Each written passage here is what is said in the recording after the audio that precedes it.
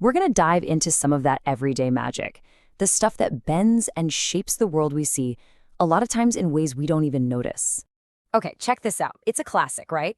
You pop a perfectly straight straw into a glass of water, and boom, it looks like it's snapped in two right where the water starts. It's so simple, but it literally makes you question what you're seeing. So what on earth is going on here? You might think it's some kind of magic trick, but nope, it's pure science. And if you can understand this one little puzzle, you'll have the key to how everything from your own glasses to massive telescopes actually work. And that secret? It has a name. It's a phenomenon called refraction. This one idea, this single concept, is what explains that bent straw and a whole lot more. So what in the world is refraction? Okay, imagine you're driving a car on a nice, smooth, paved road, and suddenly you hit a big patch of mud. What happens? You've got to slow down, right? And the car kind of swerves a little. Light does the exact same thing when it goes from one thing, like air, into another, like water. It slows down and it bends. You can see it happening right here.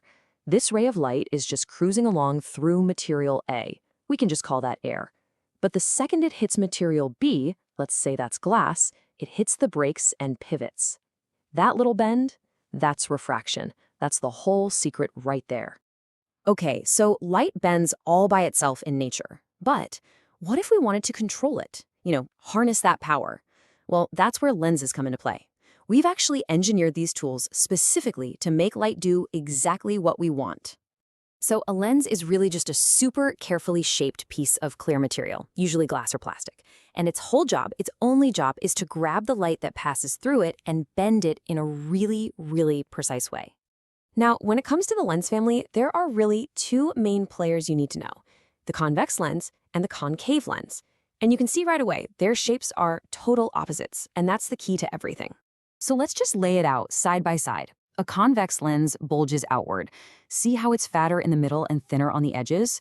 The concave lens is the opposite. It curves inward. A great way to remember it is that it looks like a little cave. It caves in, so it's thinner in the middle and thicker on the edges. All right, now here's where it gets really cool. Because these two lenses have opposite shapes, they end up bending light in totally opposite ways. And that creates two completely different effects. First up, we've got something called convergence. This is basically the ability to grab a whole bunch of scattered light rays and focus them all down to one single sharp point. And that, my friends, is the superpower of the convex lens. Because it bulges out, it bends all those parallel light rays inward, forcing them to meet up or converge. And this ability to focus light is, well, it's incredibly powerful. So the total opposite of that is divergence. Instead of gathering light together, this is all about spreading it out, taking light rays that are all lined up and just scattering them away from each other. And yup, you guessed it, this is the job of the concave lens. That inward curve, that cave, bends light outwards. It makes all the rays spread apart as if they were coming from some imaginary point way back behind the lens.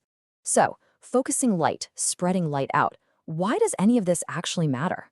Well, because these two simple ideas are everywhere. They're the secret sauce, the hidden engine, behind so much of the technology we use every single day. I mean, think about the most classic example, a magnifying glass. That's just one simple convex lens. The way it bends light towards your eye tricks your brain into seeing a much bigger image of whatever you're looking at. And we can scale this way, way up. Telescopes use convex lenses to gather up all the faint, faraway light from distant stars and planets, focusing it down so we can see worlds that are light years away. It's the same basic principle Galileo was using back in 1609 to see craters on the moon for the first time. And for so many of us, probably the most personal example is just eyeglasses. Doesn't matter if you're nearsighted or farsighted, your glasses use a specially shaped lens, either convex or concave, to perfectly correct the way your eye bends light, bringing the whole world back into sharp focus. But here's the really mind-blowing part. We already have this technology built right into our own bodies. Your eye has its very own natural convex lens. Its job is to gather all the light coming in and focus it perfectly onto your retina. It's absolutely amazing. And this brings us right back to where we started. That light bouncing off the bottom of a pool, it bends when it leaves the water to hit your eye. Your brain doesn't know that, though. It just assumes light always travels in a straight line. So what happens, it creates an image of the bottom that's way shallower than it is in reality. It's a cool illusion for sure, but also a really important safety tip. That water is always, always deeper than it looks. So from the simple straw in your drink, to your own eyes, to the light from the most distant stars, this simple act of light bending is constantly shaping the world you see. So now that you're in on the secret, I've got a question for you. What other amazing light tricks are you going to start spotting out there in the world?